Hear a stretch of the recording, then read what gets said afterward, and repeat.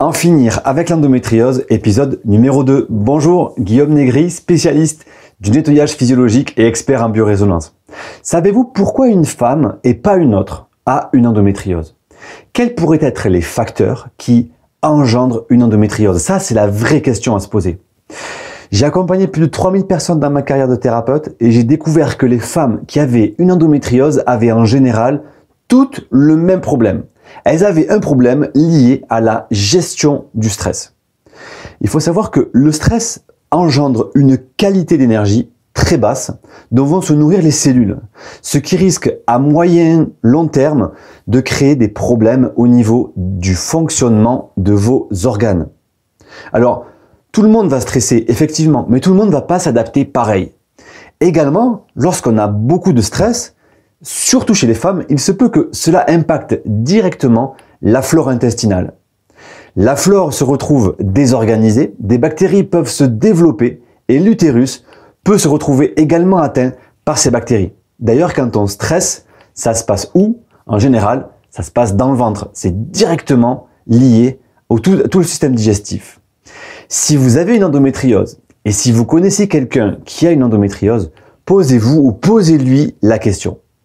Visiblement, le corps que vous avez, le corps que vous habitez, vous signale un problème concret, localisé à un endroit qui peut même vous empêcher de tomber enceinte, de faire l'amour et d'avoir une vie agréable. Pourquoi est-ce que le corps, qui est donc votre meilleur ami, votre principal allié, pourquoi est-ce qu'il agirait ainsi sans une très bonne raison? Généralement, l'endométriose est liée à deux grands thèmes psycho-émotionnels. C'est la peur et la féminité. Prenons d'abord la peur. Je vous propose de faire une introspection sérieuse avec vous-même. Avez-vous peur de ne pas pouvoir offrir une qualité de vie relationnelle correcte à votre enfant? Posez-vous la question. Avez-vous peur que la vie de votre enfant bouleverse votre couple, votre travail, votre équilibre? Est-ce que vous trouvez que le monde est horrible et vous vous dites comment est-ce qu'un enfant peut vivre dans un monde aussi difficile, aussi noir, avec de la violence, etc. Ces peurs-là engendrent une énergie incohérente et en alimentant vos cellules, cela peut perturber vos organes et générer de l'endométriose. Concernant le deuxième thème, le thème de la féminité, même chose, posez-vous les questions suivantes. Quelle est ou a été la relation avec ma propre mère? Quelle place j'ai occupée physiquement ou relationnellement dans ma famille? Est-ce que je proviens d'une famille éclatée? Mais aussi au niveau de mes relations sentimentales. Est-ce que la qualité de mes relations sentimentales que j'ai vécues ou que je suis en train de vivre engendre des traumatismes, engendre des ressentiments négatifs, une perte de confiance, une mauvaise image de moi-même?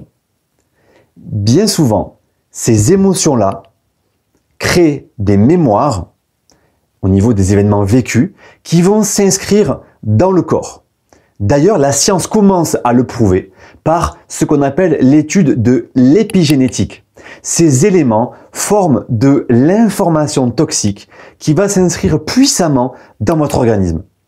Et ce qui va se passer, c'est que le corps, malheureusement, va se figer dans un processus qui peut amener à la manifestation de l'endométriose.